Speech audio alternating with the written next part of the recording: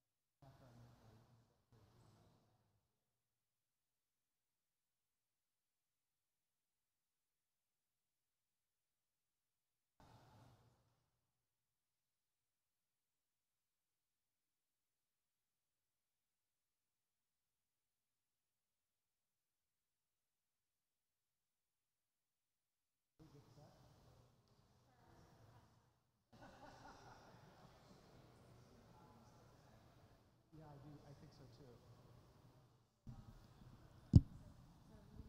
Good morning.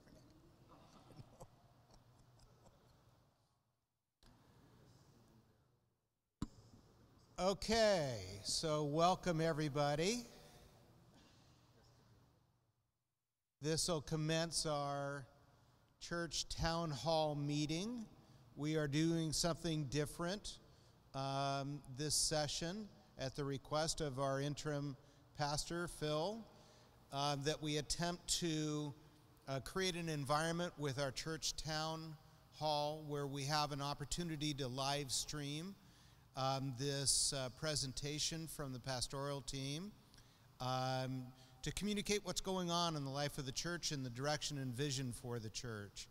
And so with that, I'm going to call up John, who is going to do an introduction regarding the Dreamscape, and then we're going to go through the various component parts of the Dreamscape. John?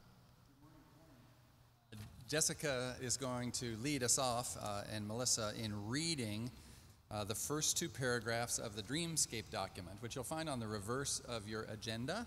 They're on the reverse of the peach agenda. And our church council has just walked through those two paragraphs in some detail.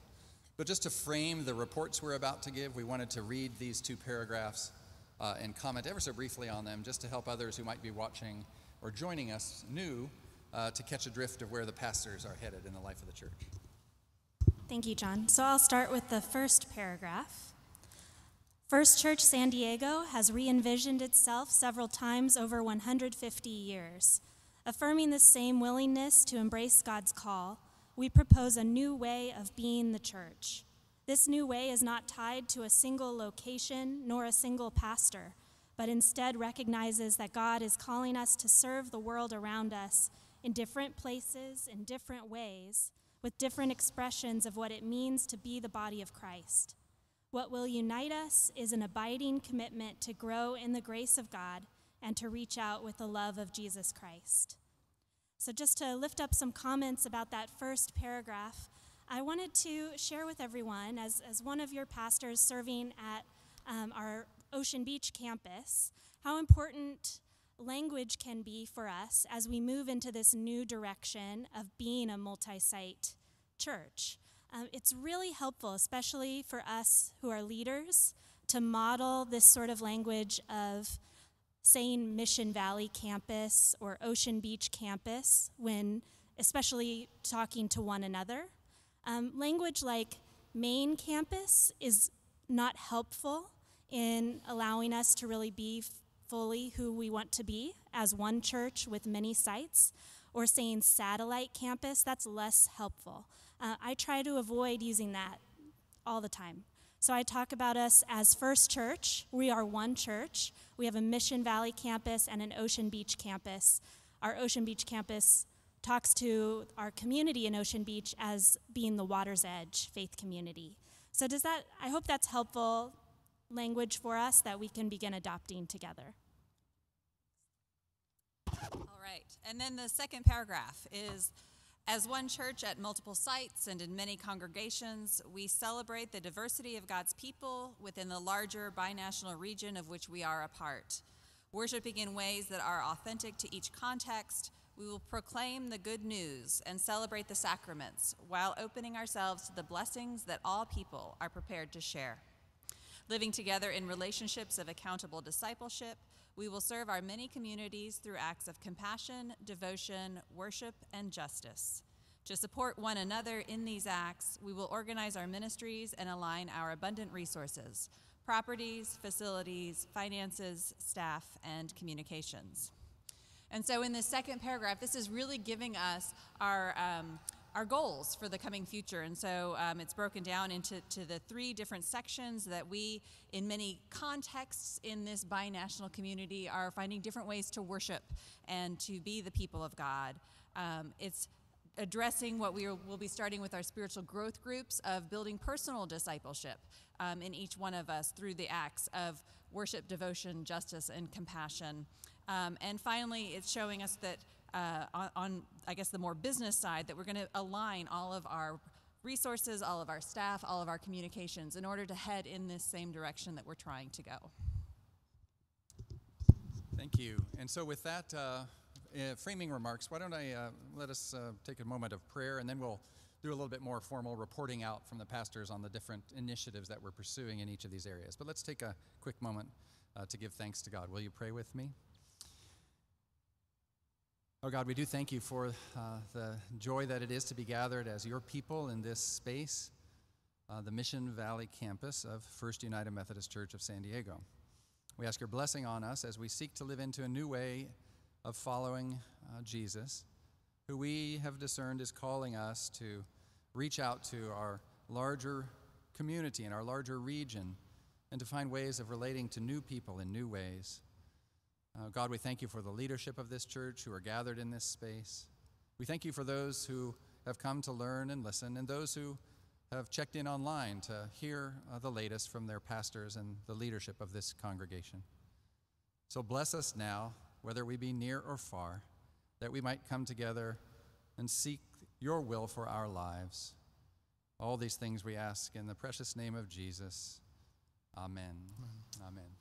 All right, thank you. So I think what will happen now is Jessica, Melissa, and I will just take turns reporting out on how we're trying to advance some key initiatives in each of the 4 areas. And I note now that they're in different order on the agenda than they are on the Dreamscape. I'm inclined to propose that we go with the Dreamscape order, so that way you won't have to be flipping the page back and forth. Is that okay? So we would start with compassion. We'll then go on to devotion. I remember why I flipped it all of a sudden. You want to know? I wanted to start with devotion because of the spiritual growth groups and covenant discipleship. So I'm changing my mind on the spot. Devotion, we'll take that first. If you look at the Dreamscape side, it's not really a strategic plan, but it's a strategic document that the Church Council and Charge Conference has approved. Under devotion, we said that we would create clear and accessible paths of spiritual growth, authentic to our many contexts. We would promote ongoing spiritual formation, leading toward relationships of accountable discipleship. And we would develop and strengthen age-level ministries as integral expressions of the whole church. So as the pastors have attempted to begin implementing and designing initiatives, programs, ministries that advance us in this direction, a real leading edge is our launch this fall, in fact, next weekend, of what we're calling spiritual growth groups. The historic Methodist language for these is covenant discipleship groups, but we're using the language of spiritual growth groups because we think that language is more accessible. We'll find out whether we're right, but that's our suspicion, strong suspicion, is that more people will resonate with the idea of joining a spiritual growth group than they will of joining a covenant discipleship group. The model of those groups, however, is the historic Methodist model of accountable discipleship or covenant discipleship.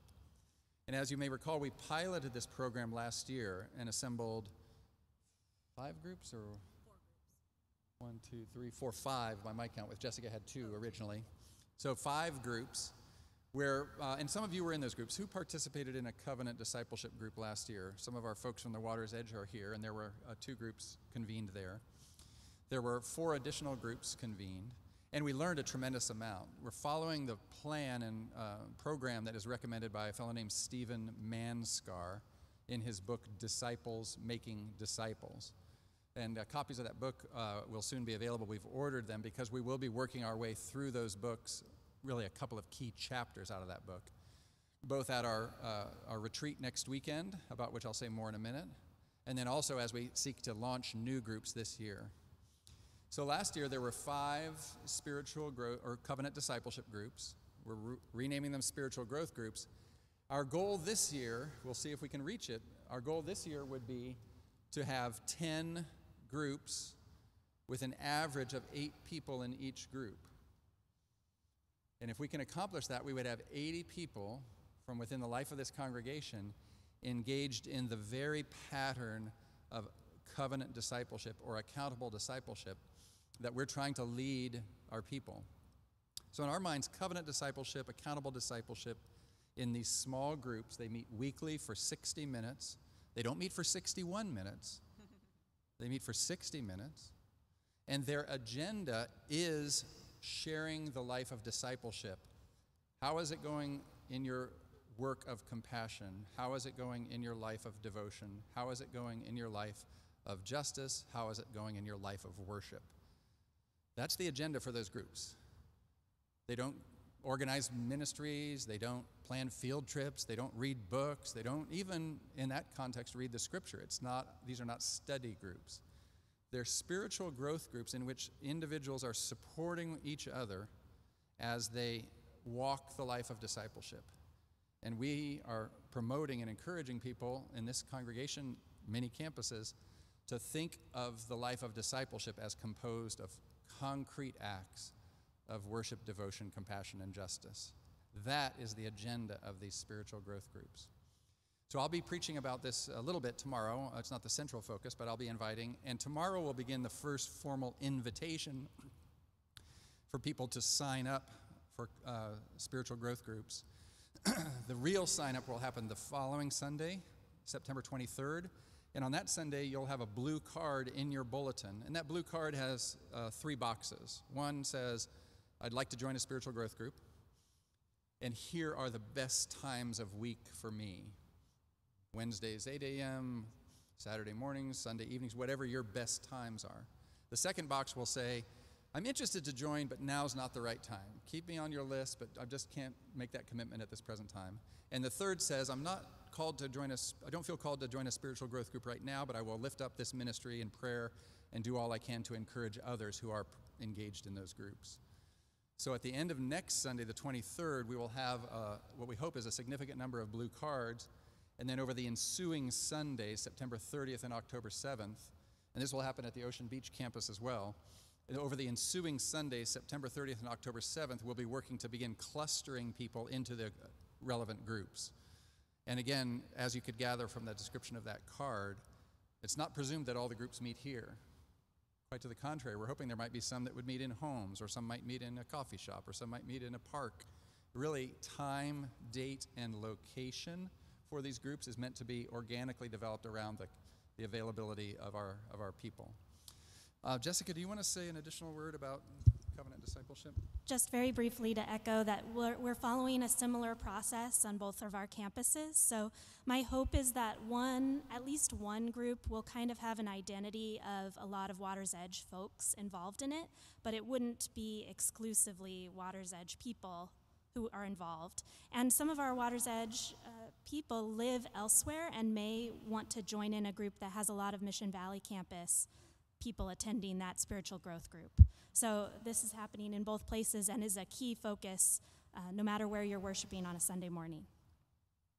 So we do not yet have a Harry Potter sorting hat, but that's kind of the vision, is to assemble all of the people who desire to participate in these spiritual growth groups and then organize and sort them into coherent groups that make sense around leadership and time and location and time of week location.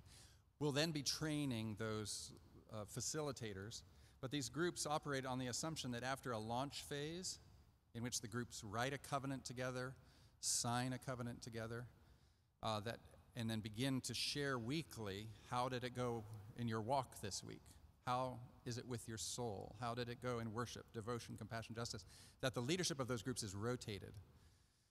So last year, the pastors, we all participated in these groups, and my intent is to do that again. So I'll be joining a group, but I may help to convene it, but I will not be leading a group. By the time we get the covenant up and written, I can't tell you how liberating it was. And I want to give thanks to God for Anne and John Mintier, Belen Polterak, Cheryl Slavic, Chris Pinto, and Claire Jackson. They were my covenant group last year. It was so great. I can't tell you. Just to kick off my shoes and take a deep breath and not be on the agenda of the church, but to be on the agenda of my own discipleship. How am I doing? Am I living out my life as a disciple of Jesus in a way that expresses compassion? Am I living out my life as a disciple of Jesus? I was at a meeting this last week, and we were joking among pastors that sometimes pastors need to be sheep too, because we're so often put in the role of being shepherds. So in any event, next week, there's a Friday night dinner. This is Friday, September 21st. That one's purely informational. I think it's 6:30 to 8:30. Check the times. And that one is a low stress, low pressure. There's no sign-ups. There's no pitching, no selling. It's just come and hear about covenant discipleship, learn more about how it works. And the next morning, Saturday morning, is a 9 to 12 training. And that would be more appropriate for people who are interested perhaps to help convene a group, or perhaps they know they're going to want to join a group and they just want to get more down into the weeds of how it actually works, what it looks like. So I encourage you to sign up. You'll have a chance tomorrow as well, but you can do it online for either the Friday night dinner and or the Saturday morning workshop. That's the main focus of this area of devotion, but just let me say a quick word about age level ministry, since that's under our devotion area as well. And then we'll perhaps, Rick, do you want to open it up for questions within each? Within each section. So just a quick comment on age level ministries. As many of you are aware, we now have new staff in place for our children and youth programs and ministries.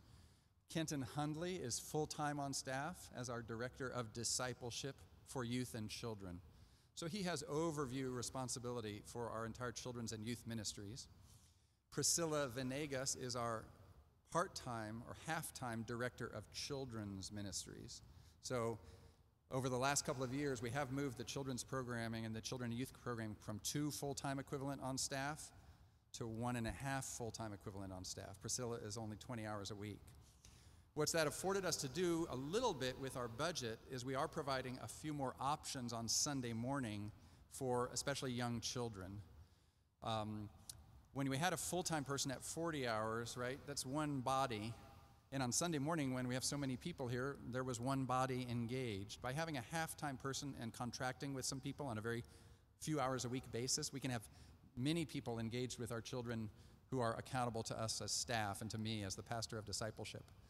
So in addition to Laura Kornichuk, who's our children's choir director, she's a part-time staff person, we've also beefed up our nursery care so that we have more paid nursery workers on Sunday morning. That allows us to deal with a larger number of small children in age-appropriate classrooms.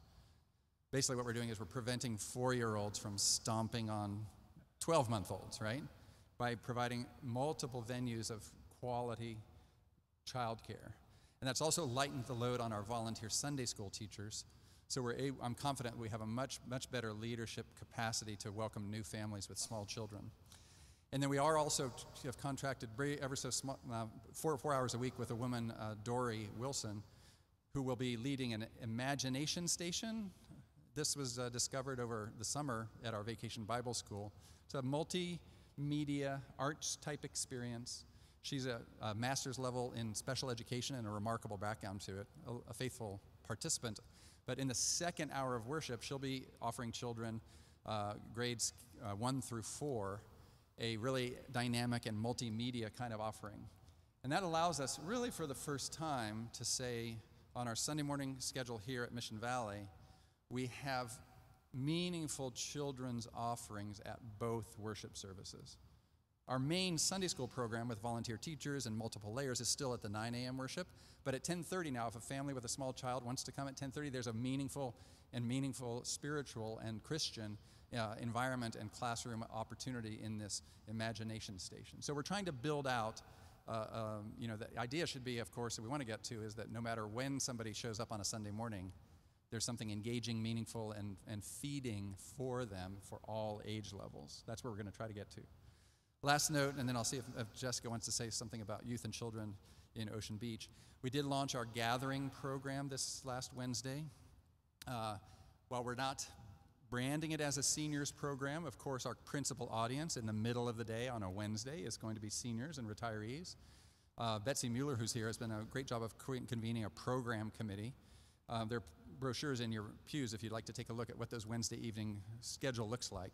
But just be assured that we really are dedicating real time and energy and leadership to a program that's specifically designed around the needs of retirees and seniors. When it's advertised, we're calling it The Gathering. And of course, people of all ages are welcome. We're not checking IDs at the door. So that's a seniors ministry focus to complement this age level approach. Jessica? So we've been thrilled for about a month now. We have a new coordinator of children and youth in Ocean Beach. Her name's Addie Winslow. Wonderful woman who's actually also a professor of communications. That's her day job. And so we are grateful to have her with us. She's been continuing to lead a wonderful Sunday school program. It's kind of a one-room Sunday school at this point in Ocean Beach for elementary age children. And she's helped continue to launch our youth gathering, which happens the 2nd and 4th Sunday evenings of each month. And we've had about 8 youth coming to those gatherings so far, which we're very encouraged by. So just continuing to help coordinate between both campuses as we try and plug in a smaller gathering of youth to join in with any extracurricular kind of field trips or service opportunities that are happening across campuses. We want to try and work together in that fashion. So we're excited about that. So just to reinforce the point before Rick opens it for questions and comments, by creating this architecture of worship, devotion, compassion, and justice, and by organizing our ministries and our staff around that architecture, when people come to this church and they say, well, how do you all do, what does it mean to be a Christian at your church? My answer to them would be, it means Christians are those who engage in concrete acts of worship, devotion, compassion, and justice. And we have a whole menu of offerings for you to pursue that Christian life. So this way of talking worship, devotion, compassion, justice both creates an architecture for organizing our programming as a church, and it's the same architecture that we're inviting individuals to pursue as disciples. I'll say a word more soon about the hospitality makeover, but my vision is that somebody could come, and if they want to take a concrete act of compassion as part of their life of discipleship, they would find out there on the patio opportunities to do that. So we're helping people live out their lives as disciples by providing opportunities and that are framed and presented using the same structure and architecture. Any questions? So John, yeah, if there's any questions, I'll bring the mic over to whoever's posing the question. If not, we'll move over to the next segment. Any questions? Okay, let's move on. So next is compassion, and I'll ask Pastor Melissa will bring an update on Stephen. All right, so as many of you know, we have Pastor Ken Licht, who is our part-time pastor of visitation, and he has a thriving group of volunteers who go and visit people in our congregation who are homebound or in a continual care facility. But one of the issues is, I think the number he gave us was we have 350 people over the age of 80 in our congregation, and he's got a fairly good grasp of that, but that's a lot of people, not considering the people that are going through divorces, the people that are getting cancer diagnoses, the people that are dealing with the death of a loved one, and so all of the things that make life difficult. With this size congregation, it's very hard for the pastors to provide that kind of care. So we started last Thursday a program called Stephen Ministry, and it's designed to teach people to be lay Christian caregivers. The focus is distinctly Christian care, and the Stephen ministers are paired off one-to-one with an individual in our congregation that has expressed the need for some additional pastoral care. So we started Thursday, we have 9 people that are going through the training, and we hope to continue and grow that. I know that this program existed about 25 years ago here and kind of faded out, and so we are just sort of re-upping it. We have a fabulous group of both men and women. The caregiving is typically done same gender caregiving, so that's exciting to see, and we're really hoping that this can become a real dynamic ministry in this congregation, that we are better able to know what people are going through and to really meet their needs, the caring needs that they have. I think that's all I got on that. The other item that I wanted to brief you on in this area of compassion is the hospitality makeover that is working its way through the trustees. So I'll know a little bit about how much detail to provide. How many of you have seen one of my information sessions? Troy and I convened an information session on hospitality makeover. So some of you have not. So I am going to go ahead and ask Kevin to show us a couple of videos. Before the videos, though, let me just frame it in this context. We know that we do not do a good job of identifying, welcoming, and receiving visitors to our principal worship services on Sunday morning and to other events that happen, especially here in this sanctuary. The easiest data point is what it looks like from that step once you pronounce the benediction, and I'll tell you what it looks like. There are about 12 doors and that rim this sanctuary, and the congregation just scatters out those 12 doors. There's no natural flow to where we would want to welcome people. And our principal hospitality offerings on Sunday morning are in Linder Hall, which is, no matter how much we say it, it's out of sight.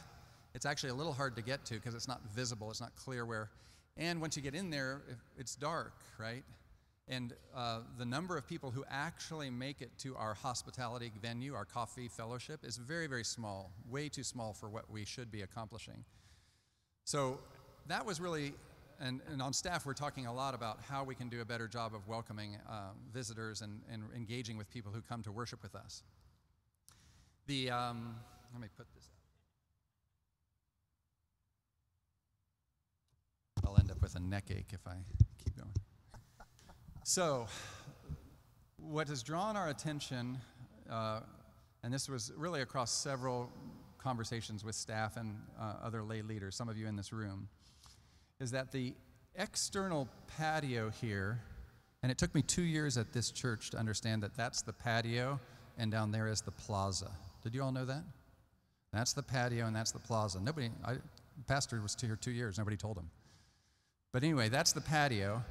And the patio actually has a tremendous amount more square footage than at first meets the eye.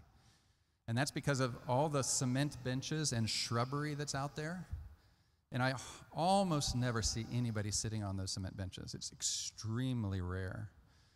If you remove those cement benches and the shrubbery, you're left with a much broader space, a very ample space that extends all the way from the doors back there at the sanctuary, down the side here to the main patio opposite Linder Lounge, and then out the back patio toward the parking lot. And so that was really the main impetus, was to think about that as our principal hospitality venue.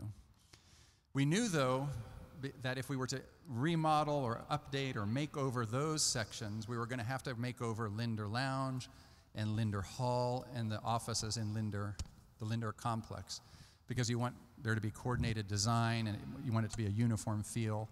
And a great deal of that space was already on the trustees' list for eventual update. So this is all maintenance that was going to happen sometime over the next 3 to 5 years. And so our goal is to do it in a strategic and coherent way rather than piecemeal. Remodel this room, update that, smash that together, tear out that tree, put a new bench in there. So the trustees authorized a contract with San Diego Office Design, and they have returned a proposal to the trustees. And the proposal that's come to the trustees consists of 3 phases. The first phase is the lounge and the patio, okay? And this is critical to phase 1, Linder 4. And the trustees have approved the makeover of Linder 4 as the first step in the hospitality makeover. Why Linder 4? We have 2 very long-standing adult Bible studies or small groups, Koinonia and Heart of Christianity, who meet presently in Linder Lounge. And so we are going to have to, and they know this, we've asked them, they're going to be moving to Linder 4. So our goal is to move them into a classroom in Linder 4, which is superior to their experience in Linder Lounge, and we're confident we can accomplish that. So Linder 4 will be redesigned as the featured classroom in the Linder complex. And members to those classes, for instance, at the beginning of the morning would be able to come down the steps at the top of the parking lot or the wheelchair ramp and enter directly into their classroom at Linder 4, that external door. So once Linder 4 is made over, that clears the decks for us to do phase 1, the rest of phase 1, which is lounge and patio. As you'll see in the video that Kevin's about to show, think of the patio, again, all the way from the back door of the sanctuary, all the way to the foot of the steps at the parking lot. Think of that as one vast space, but with different nooks and crannies. Once again, the trees, these eucalyptus trees out here, we're going to have to be taken out anyway. This one right here is threatening the foundation of the sanctuary, and several others have root systems that were going to cause problems down the stream. So you're going to have to do a lot of this anyway. Our intent was to do it strategically and with a master design. So I'll ask Kevin to show the first video. Let's do the cafe, Kevin, which is Linder Lounge. So I'll first show you a video of Linder Lounge. Imagine walking out of these doors and into Linder Lounge, and you would have a cafe-style feel set up on Sunday morning. There's storage and other closets for groups who might use the space, so it can still be used midweek for other purposes. But on Sunday, it would be set up as a cafe, and in the far right corner would be the coffee service station. One of the counters, though, or the islands of the coffee service station would be on wheels, so you could have the coffee service in just one location, or you could roll the coffee service to a different location to provide multiple points of access. And then you would turn and exit back out onto the patio. The second video is a walkthrough of the patio, starting by the rear door of the sanctuary and walking all the way down the side to the back of the patio. The design does not show the parking lot, but so this is walking down between the office and the sanctuary. The Prayers and Squares quilting ministry would have a corner here. There might be a water feature to create a sound effect, and this is where people would go to say their prayer and ties their knots. You'd then open onto the hospitality patio, which, because of these cantina doors on Linder Lounge, is an indoor-outdoor space. It feels like one space. And people are flowing in and out of those open doors. The sails on the top provide shade, not rain. In the case of rain, you still have to move into Linder Hall. And at each end of the patio would be information tables. One information table would be the Growing in Grace table. And at that table, we'd have ministries of worship and devotion. The other end of the patio would be Reaching Out with Love table, and at those we'd have ministries of justice and compassion. So we'd be reinforcing our tagline and our ministry and our architecture at these tables. And then as you walk toward the back, again, there should be stairs and a parking lot there, but you can see that the doors into the Linder 5 and 4 become more inviting external entryways into those classrooms. So really our goal would be that the but the principal hospitality offering that we would invite people to on Sunday morning is in this shared indoor-outdoor space, which is set up in a cafe style with lots of movement and flow between the inside-outdoor spaces. One quick comment about that, and then we'll open it up for questions. At one of the information sessions, one of our newer members made what I think is a really, really extremely helpful observation. And his observation was that this east transept represents an obstacle course to get to where we want people to go. What we want to see happening is after you pronounce the benediction, as a pastor, I want to see just the flow of traffic, just boom. So we need to figure out a way for people to flow more easily from in here to out there. Otherwise, it'll get backed up, and it will get clogged up, and then people will turn around and exit to their other ways.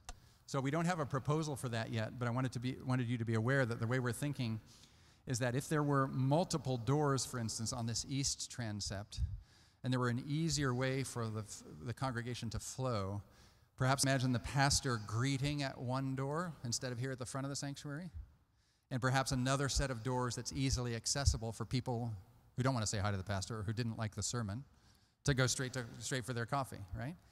So there is some implication for how we move people out into the space, but that vision of the indoor, and he said, this lay member who made this comment said, you've talked about a indoor-outdoor space, which is Linder Lounge and the patio. He says you really need to be thinking about an indoor-outdoor indoor space, and that the east transept should feel like a part of the flow. Not to say it's made over into the cafe style, that's not the case, but the flow should feel that there's a logical progression for people to move into the hospitality space. Just want to say a quick word about funding, and then I'll open it up for questions. The trustees identified one account, a fellow named Murray Mott, and I called up the family. They had dedicated these funds, which were donated at $300,000, but he died in 2016, but their growth across several years was quite remarkable owing to the stock market. And he had dedicated those for the updating and upkeep of the New Life Counseling Center. Well, the remodel of the New Life Counseling Center on the 3rd floor of our United Methodist building is complete, and there was still $282,000 left over. So I called up that family and asked if they had other desires, and I explained to him we were working on this. He said they've been sitting there long enough. That sounds like a great cause. Go for it. So that gives the trustees a starter fund to begin working on this phase 1. Our goal with phase 2, and that's not enough to accomplish whole of phase 1, so we have to find other dedicated accounts or other identified donors. We're not, however, going to my goal is not to do a public campaign. because our goal is to do a major campaign a couple of years from now on a building project down the hill. So in other words, I want to hit you all up for money a couple of years from now with big ticket items down the hill, and so I don't want to hit you up for money now about this. So it will be a quiet campaign, but there are several naming opportunities. For instance, the patio and lounge could be, and you all have a tradition around here of naming things. One interesting, and there's some ideas, I'll share those with you on another occasion, but somebody said, oh, you have a Trotter Chapel, you have a Linder Hall.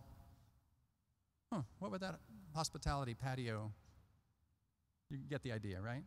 So there might be a way to find individuals who catch this vision and want to help us complete the project, but we'll only implement those phases as dedicated and assigned resources are identified. So we're not rating the annual budget, and we're not doing a public outward fundraising campaign. We have to try to accomplish this in a quiet mode, but we do want to do it intentionally across the next year or two. I think I should stop there. Compassion, so just two initiatives, the Stephen Ministry working on our people care, and the Hospitality Makeover working on our infrastructure, if you will, or our facility here at Mission Valley. I wonder if there are questions or... Any questions? Yeah, John and then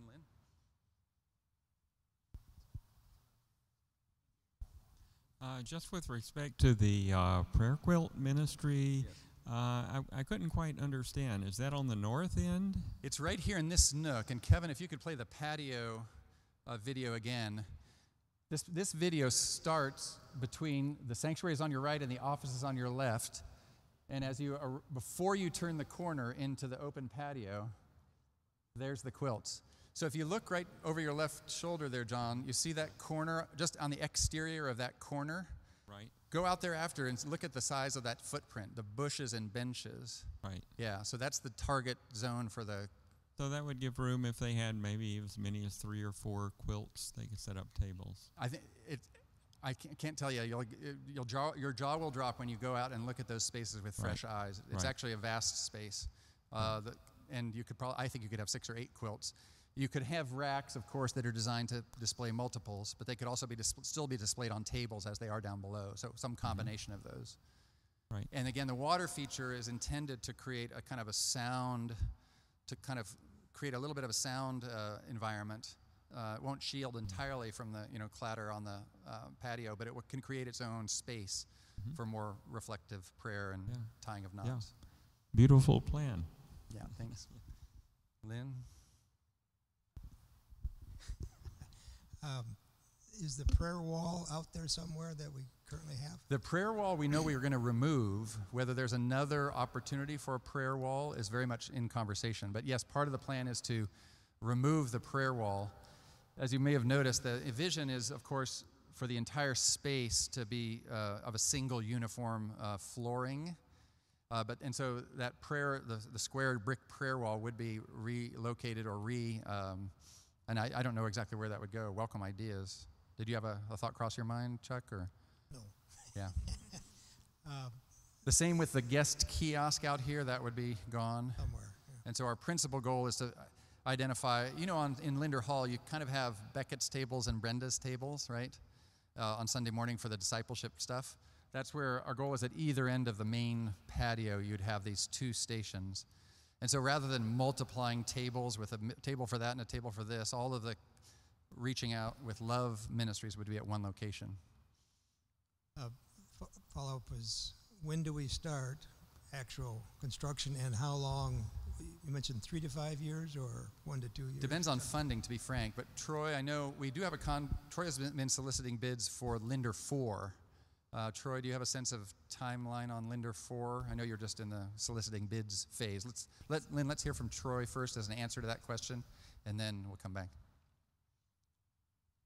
We're looking at Linder 4 starting mid to late October, and it'll only take about 3 weeks to have that part done. So by November, Linder 4 will be upgraded to a first-class, top-tier classroom. We won't ask Heart of Christianity and Linder and Koinonia to move until we need to for the sake of the patio Linder Lounge makeover. So we've told them, and we know that's not going to happen before the end of the year, so I've told them both that they're going to be in Linder Lounge through the end of this year for sure. The question of timing is a real good one.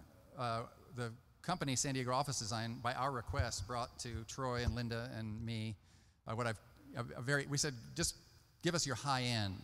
So I'm calling it the Episcopalian option. We're trimming that down to a more Methodist kind of, category. So they've given us a very ambitious and a costly, a lot of custom designed furniture and a lot of high-end pieces. So the challenge, of course, will be to cost engineer this down to an appropriate scale, identify the dedicated funds that are appropriately used for this kind of improvement of the facility, and then implement phase by phase as those two things come together. We unfortunately, it's going to be a fund-driven timeline certainly for phases 2 and 3. Whether the trustees can find sufficient dedicated accounts to finish phase 1 is not yet decided.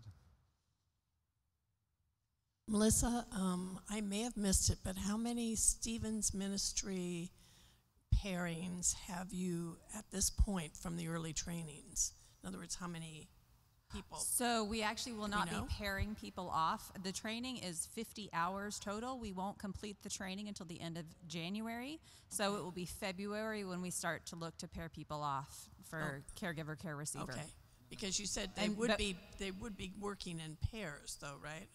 So That's we what always have one Stephen minister who is paired with one lay member. Oh, I see how that right. works. That's yeah. Yeah, thank you. Mm-hmm. All right, so let's transition into the next area. Next is justice, and for the church council members, we distributed a written report. Melissa wrote a report from about Mission Valley Justice Ministries. Jessica wrote a report with Justice Ministries in OB. Our intent was to have those written and available. I know if you weren't at the church council meeting or weren't on the distribution list, you will not have received those. But since there is a written report available and we can make it available to you afterwards, maybe I'll have Melissa and Jessica just be super brief, kind of a summary of those ministries. So we have 2 new initiatives I want to touch on. The first is called Justice for Our Neighbors. It is a broad United Methodist organization that focuses on immigration issues. And there is an Imperial Valley Justice for Our Neighbors at El Centro United Methodist Church. And we are now partnering with them in order to bring some of those some of the benefits of being a part of JFON, that's the short name, to San Diego. And so they have a group in El Centro that is already established. There's a board. Jason Tucker is now on that board. I am on that board. We're looking for a few more board members. But really the issue is to provide advocacy, education, and low or no cost immigration services. And so we will be hiring a part-time lawyer to do that, not through the church, through JFON. But we will be using our church to be a site for some of the workshops that happen. And we'll also be bringing this to all of the United Methodist churches in the South District to look for funding and support and volunteers and that sort of thing. So this is very exciting. There are 17 JFON sites nationwide. And so I'm looking forward to seeing what we can do with that as a binational city. We're the only one on the border that has a JFON site. And then the second one is a stronger partnership with Habitat for Humanity. They've got a new director over there for their church-based mission work. And so we are going to not only continue to have more build days with them in the upcoming year, we will actually be a site for them to house people. They bring in groups of college students for week-long builds and other things. And so we're going to have a nice little symbiotic relationship with them with the hopes of growing that, since it was actually this church that brought Habitat for Humanity to San Diego. So 2 quick things.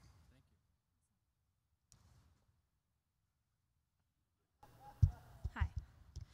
This is not the place I normally preach from, can you tell?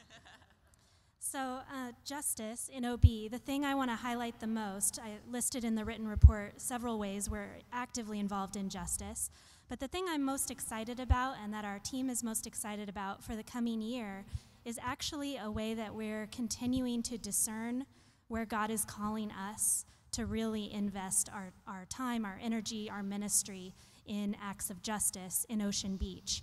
So for us, as people who are really, many of us are still newcomers to that neighborhood and have much to learn still about our neighbors and the place in which we find ourselves.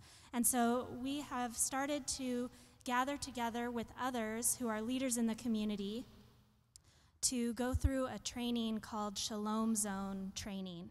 And really it's community organizing. So it's coming together with leaders from places like the town council, the Merchants Association, different churches in the area, other nonprofits and resident stakeholders, to go through a training that teaches all of us about how to be a part of systemic, sustainable change to improve the quality of life in our neighborhood. And so part of the weird aspect of that is we don't know beforehand what the issue will end up being, right? We're going in to discern that together by listening to a lot of other people who have been in the neighborhood longer than some of us. And so it's a 6-month training, one Saturday a month for over 6 months. It starts at the end of October. And I think we'll have about 30 people, all of whom represent larger groups of people. And at the end of that training, we will come up with what's called a shalom plan. Shalom is a Hebrew word that talks about peace, but more than just peace. It's about human flourishing, wholeness. And so there's this beautiful quote in the book of Jeremiah about seek the shalom of the city, and in its shalom you will find your shalom. So that's kind of the ethos behind this training, the scriptural basis of it. And it's multi-faith, multicultural, so it doesn't presume a Christian orientation to being part of the training or part of the conversation. Of course, as the Water's Edge Faith community, we bring our Christian faith with us, and so we'll be a part of this plan that comes out of the training, but then we're also quite hopeful that what we learn about our neighbors and continue to learn about God's call for us as the Water's Edge, we will be able to then narrow our focus in how we practice justice in Ocean Beach. So lots of excitement for this training. It's going to be kind of a slow and steady process, but we're looking forward to all that God will do and say in that time. Any questions? Transition into worship. All right, so just a quick word about worship in Ocean Beach. Our Sunday morning worship service is 10 a.m., has been going strong since our grand opening, March of 2018. We have an average of about 70 people gathering in worship with us. And if you've ever visited the Water's Edge, you would feel familiar in the way our service continues to go, with, of course, some variation as we try and be contextual in Ocean Beach. One new exciting thing that's happening is we're starting, I'm kind of piloting this new worship experience on Wednesday evenings. For now, it's going to be once a month, and the first one is the 26th of September. It's a self-guided prayer experience. There'll be prayer stations, and it's all based around a theme. So we're trying to reach our community, some new people who we haven't yet met. We're trying to use our indoor and outdoor spaces. If you've been to the OB campus, there's a really great courtyard space on a very busy street. So we're trying to take some of our worship outside, not just in the courtyard, even beyond, down to the beach and down to other places, but at least in the courtyard, to let people know that if they're not used to walking into a church building per se, they could approach us outside in the beautiful San Diego beach air, right? So again, the first one on the 26th around prayers of peace. So there'll be a labyrinth. The first one will have Holy Communion. There'll be a bit of a prayer garden set up outside, and some Lectio Divina going on. So looking forward to that. And again, we're going to try that out about once a month during the fall, and then look at what we've learned and see how to launch it in the new year. But we're looking forward to that. Wednesday evenings is also the time of the farmers market in Ocean Beach. Starts at 4 and goes till 8. The service is from 7 to 8. Again, self-guided, come and go as you please. So my hope is that people who are coming to the farmers market will also take we can do both, right? We can enjoy both of those wonderful things that are already happening in our community. So Pastor Phil Amerson is in Indiana with his wife Elaine. They had prior commitments. interestingly, they're at Habitat for Humanity annual event. They're on the board of the local Habitat for Humanity. That's a connection. And I had not heard that San Diego First was the first to bring Habitat for. Great. So he asked me to just briefly summarize a couple of innovations that we're implementing here in the life of worship at the Mission Valley campus. The principal one is the 8 a.m. service of chapel communion. And the very first such offering of that was last week. There were 42 people, which was a great result. And the intent is not to replicate the 8 a.m. experience that was here in the sanctuary for so many years. We know we can't do that. We don't have the high altar. We don't have the choir. We don't have the organ. But Phil, from previous experience, was strongly suspecting that there would be a group of people who would be looking for a more intimate worship experience. And so the vision, which we're now implementing, is that every Sunday at 8 a.m., the preaching pastor, whoever that is, so tomorrow it'll be me, will open the service at 8 a.m. with a few opening prayers and an opening hymn, accompanied just on the piano. We need to find a volunteer keyboardist. If you know one, let me know. But then the sermon will really be the principal offering during that first half hour. And at the end of the sermon, which will be around between 8:25 and 8:30, there will be a passing of the peace, which will allow people to enter or exit, hopefully enter. Because we know from this phase where we have not had an 8 a.m. service, we know that there are a core group of people who had been coming at 8:30, and those people were coming at 8:30 because they really value the weekly sacrament.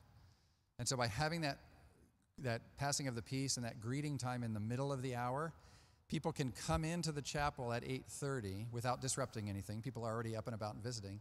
They can then participate in communion, which really runs from 8:30 to 8:50, and then they can come to the sanctuary worship at 9 a.m. Again, that's a pattern that a couple of dozen people had already established.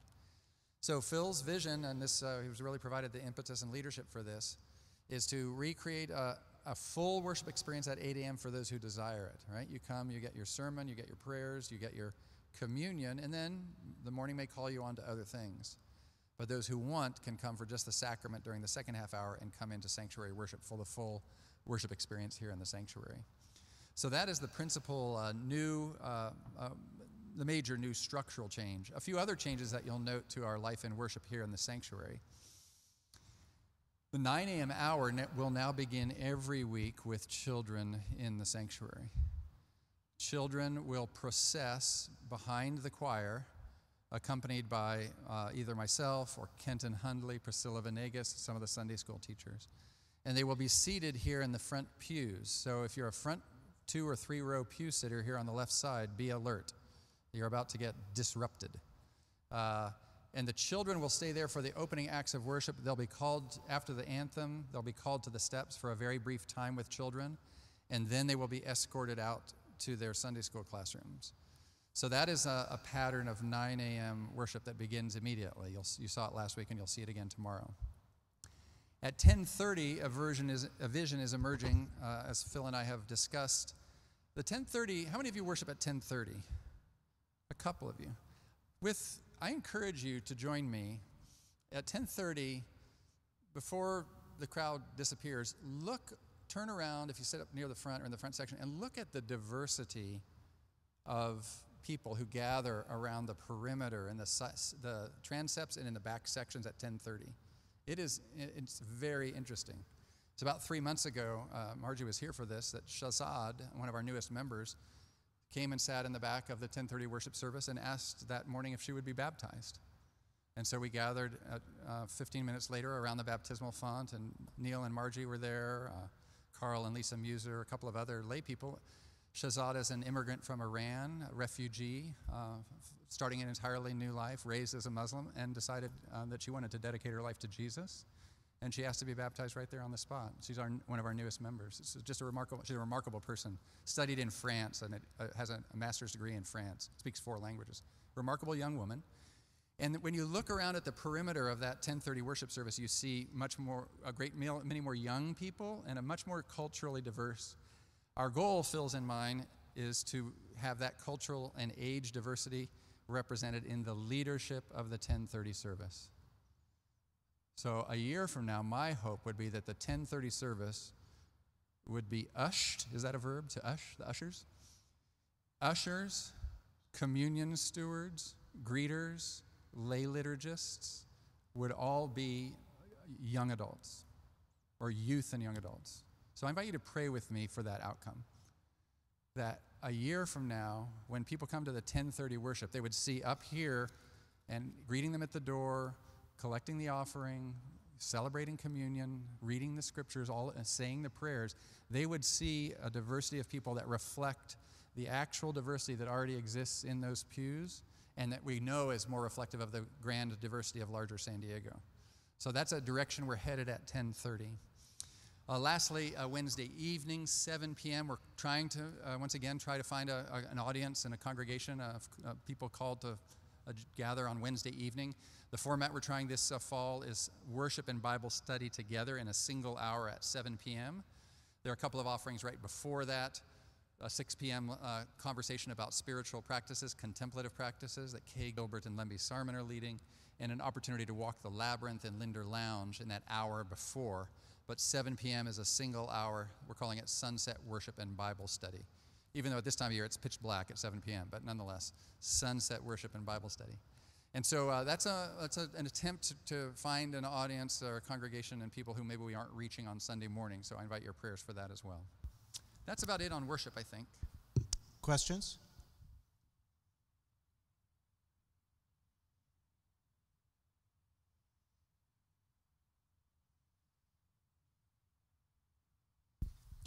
Yes. Good morning. I was reading the original Dreamscape that we had, and there was some discussion about having the auxiliary. It said launch one new worship service by 2019 and lay the groundwork to launch another in 2021. Is that still in process or not? Yes, though the timeline is now uncertain because of the pastoral transition. So the intent, the question, did you hear it, was about new worship services, and I'm presuming that we were thinking new worship services. It could be at a different location, but new worship services here in as part of First Church. Before Craig Brown's departure, he and Richard Annette had developed a plan to launch a new worship service in a modern style of worship, and their intent had been to roll it out this fall or January of 2019. That plan, however, was really utterly dependent on Craig's mentorship of Richard through the process. And when Craig announced his departure, he and I and the other pastors compared notes, and I did not feel that I had that experience to lead that, nor did I have the time given all of the transitions that were coming onto my plate. And so we reassigned Richard. Richard is on helping Jessica at Ocean Beach, and we delayed the timeline for that. However, I will say, the intent is to launch a new worship experience in a different liturgical or musical style here on the Mission Valley campus sometime in the not too distant future. The way that will probably happen will depend a lot on the appointment process of your pastors. Because this church, of course, faces not only the appointment of a lead pastor, but over a couple of years, the appointment of several pastors to fill shifting assignments and vacancies. So the Pastor Parish Relations Committee is in conversation with the district superintendent and bishop, and they are going to have to, and they're working on it right now, develop not just a profile for the new lead pastor, but really a profile for the new pastoral staff, right? Pastors who would be appointed to accomplish specific responsibilities in our plan. And one of the items that will be included in those pastoral profiles is the leadership of a new worship experience. So the appointment of a pastor to lead a new worship experience or to certainly provide the community organizing and mobilization effort of a new worship experience is going to have to be timelined in when we know the sequence of pastoral appointments. I'm glad to say more about it, or Stephen, if you have a clarifying question or another comment, I'm glad to. It was just that Phil mentioned that it sounded like something changed in the last couple of weeks. That's all I want to know. So there's been further discussion. It's no longer going to happen at the beginning of the year. That's right. We do not see it happening in early 2019, yeah. Further questions? Yeah, Margie. I don't have a question. I have more on justice. I think there's a great need for our church to join with other groups in understanding some of the problems of poverty, and particularly which would include race and all that. We do have a lot of programs which we feed the people, but there's a lot of people that don't understand it, and they keep saying, oh, gee, why, I don't want to be that, or why would you do that, or you're only help, it's a misunderstanding, and they don't see people in poverty as human beings. They see them as they. Correct. And I just wish there was a way to have more of an education, and we can do that. We do have the blessings and showers that they have brought a lot of people, but it really brought the community together as a whole group. Mm-hmm. So I'm not sure how it could. I'm involved in a prison ministry, and it takes me away on the weekends, and people say, well, aren't you scared? Well, they're human beings. There's nothing to be scared right. of.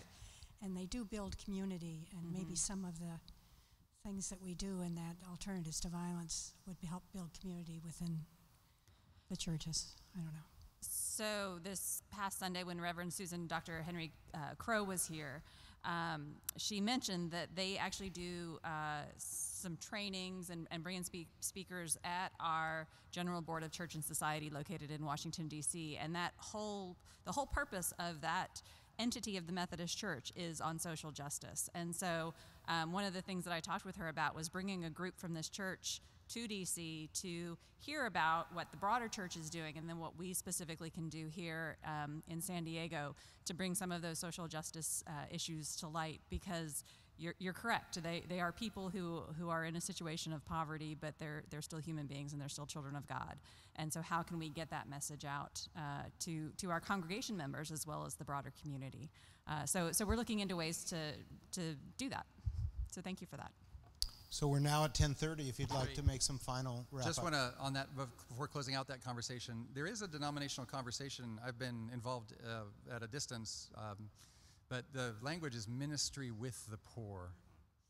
And I think if you look for ministry with, I'm not sure if they have their own site, ministrywiththepoor.org, but if you go to umc.org and look for ministry with the poor, you'll see. And it's precisely what you're talking about, Margie, there. This, the notion that addressing questions of poverty involves partnering with the poor themselves as counterparts and colleagues, if you will, in this conversation. So lots of churches are doing very innovative things around the country, and I'm sure that'll be part of Melissa's and the team. If they go to DC, that's a lot of what that's among the things they would hear about. So, any closing comments? Thank you all for coming today. Thank you for joining online. I wonder if any closing comments from there or here? I wonder, Melissa, do you want to close us out with prayer? Absolutely. Please join me in prayer. Gracious God, we thank you for this time, for your guidance as we discern our paths forward as followers of Jesus Christ. And we ask that you continue to be with the people in this room and in this congregation, and those of us joining us online, that we continue to look to you for the direction that we should go with our lives, with our ministries, and with all that we do. We ask all these things in your Son's holy name. Amen. We're adjourned. Thank you very much. And how about a round of applause for Kevin, our audio tech, for coming in on a Saturday morning for staffing this. Thank you, Kevin.